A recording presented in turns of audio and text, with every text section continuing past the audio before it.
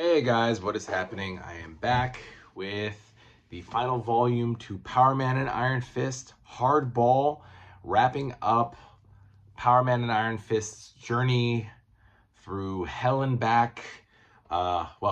Luke Cage's, going back to Luke Cage Volume 1 all the way up to this end, because the series picked up from Luke Cage with issue 48. All the way to the very end, which is 125. 14 years, guys. 1972 to 1986 was the primary run of the series, from Luke Cage, Hero for Hire, then Power Man, or Luke Cage Power Man, and then finally Power Man and Iron Fist, finally wrapping up the 80s, 84 to 86, with 125 issues.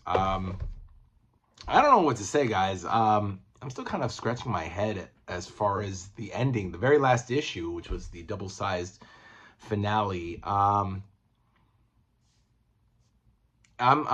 disappointed in a way. The series was never an A-list title to begin with, but I feel like after 14 years and 125 issues, maybe it deserved a better send-off.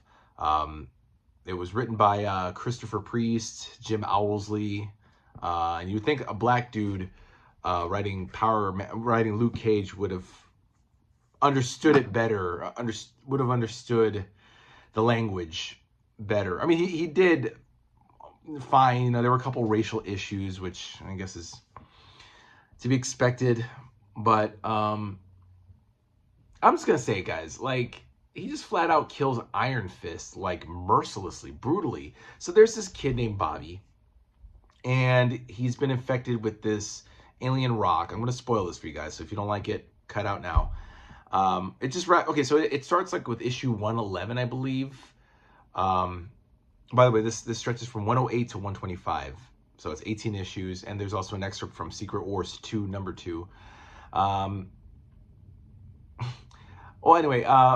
This kid Bobby is infected with this spore from this alien rock, which gives him superpowers to become Captain Hero.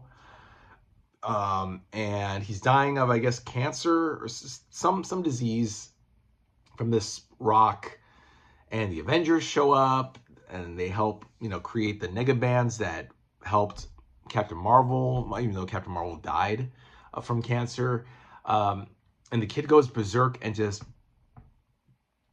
punches Iron Fist to death, like, sends him through a wall and just pounds on him. They don't show, of course, the carnage, but he's dead. He's been bludgeoned to death by this fucking kid, this man-child. It's a kid, and he can turn into an adult. It's like Prime. For those of you who don't remember, Malibu Comics had this character named Prime, who was a kid, or Billy Batson, Captain Marvel, something like that, like a kid who can become anything he wants to, and he is super strong, and he can fly, and he can go through walls and whatever, and he beats the shit out of Iron Fist and kills him. That's basically it. And then the police think Luke did it. Power Man murdered him because of various reasons. He quit. He had an argument with Danny, and now they quit Heroes for Hire, quit being his partner. And of course, because he's black and because he's strong or whatever, he's automatically the suspect. Okay. So it just basically ends with Danny's murdered. The kid disintegrates and disappears. There's no justice. And now Luke is on the run for supposedly killing Danny, which he didn't. And that's it. And it ends with Christmas, because that's what Luke Cage says a lot. Christmas, Christmas, oh my goodness, sweet Christmas, oh my goodness, Christmas. And him and Misty and Danny broke up, by the way, because she was seeing a cop, this guy, a Tyrone King, behind his back. I don't know what his story was either.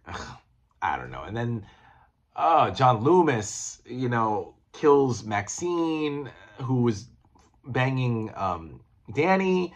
It's like a whole daytime soap opera. But it wasn't like it's like when a TV show ends and they wrap up loose ends, but it just didn't quite hit it. Jim Owsley, Christopher Priest, whatever he wants to call himself, not good. I think Luke Cage, Danny and Luke, Power Man and Iron Fist deserved better, a better ending. The stories really aren't worth mentioning. They're pretty hackneyed for the 80s as far as the 80s go. There was a racial issue. Was it 120? No, 124 was actually, that was going to 124. The penultimate issue is Danny finally gets his confidence back because he's wearing like red and yellow, but it's bad. He's like bad Iron Fist. But finally he gets the courage to be Iron Fist again. But meanwhile, it turns out to be a ruse, a sham created by Luke Cage, by Luke and not Colleen. No, it was Colleen. Colleen. No. Sorry, Luke, Maxine, and this dude Gordy who runs Smile, an agency, I guess, comparable to Shield, but not really. I don't know, guys. I'm at a loss for words. I'm trying to see what was good. I thought actually the Return to Kunlun was pretty good. 118, 119, and 120 was pretty good. They fight Master Khan one more time, and then they fight this dude who turns into a dragon, the brother of the Dragon King. What's his name? Xiantang, which is actually pretty cool. It was actually a pretty good story. So they go back to Kunlun, and turns out when Danny killed Shulao the Undying, the dragon, it was actually a human made into a dragon by the Dragon King and then imprisoned by Master Khan to keep him from destroying Kunlun. But when Danny, when he was doing his test of his trial to test his willingness to be the Iron Fist, he killed Shulao, unleashing Chiang Tang, who eventually destroyed Kunlun and killed 70,000 people. That was the estimate, in the story. And of course, Colleen joins, and she's mad at Misty because Misty's banging Tyrone behind Danny's back. And Colleen, no more Bob. It's funny, like no more Bob Diamond. Suddenly Bob is gone. D.W. Griffith is gone.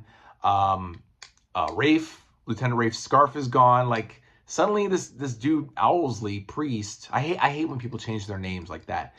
I don't know what Owlsley in the story, but it eventually becomes Christopher Priest.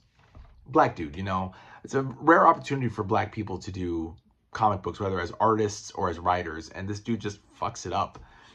And there's no resolution, no resolve. So unfortunately, I recommend you guys read it and see for yourself. Don't take my word for it, but I wasn't really bowled over by it. It's 464 pages. I started it yesterday, so I finished it within a day. Look how corny. This is issue 125, by the way. This is the very last issue. It doesn't even have a good cover. It should have been like, I don't know, Luke crying, holding Danny in his arms or something, and Danny's dead. Like Superman, like when Superman held Supergirl in Crisis on Infinite Earths #8. Something like that, something meaningful. They don't even get a good, no, it's like they're fighting a dude in an Iron Man knockoff suit. That's basically it. This was a cool issue. This is the issue 123, where he fights a bigot, supposedly a bigot, right?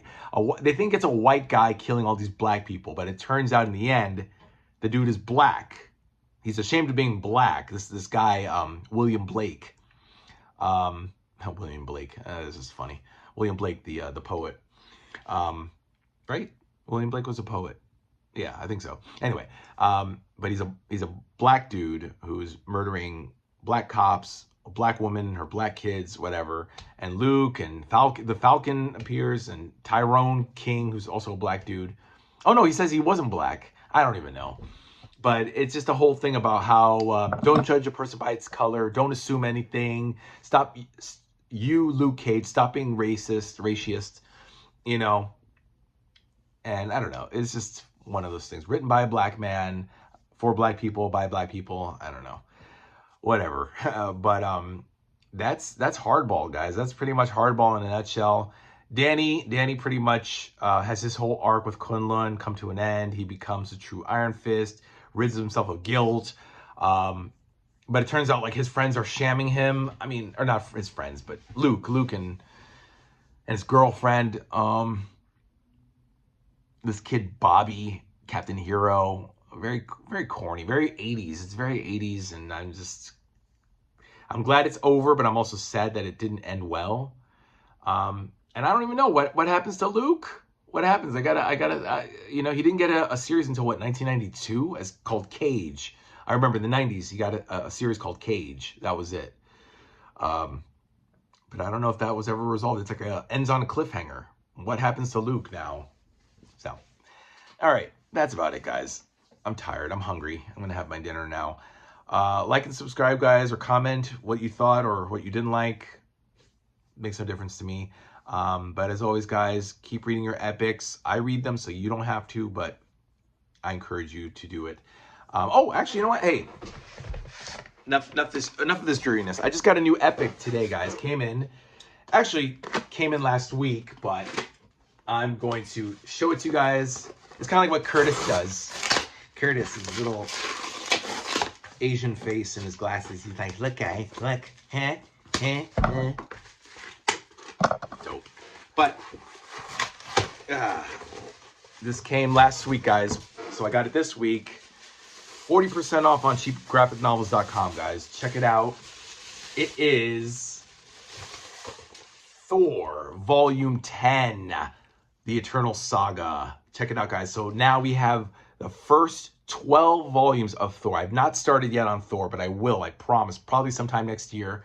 But we now have 12 complete volumes of Thor. This finally bridges that gap, and I'm really excited about it. Thor, The Eternals. Can't wait, guys. All right, that deserves a like, right? All right, guys, let me know what you think. Take care, guys, and I'll see you next time. Bye-bye.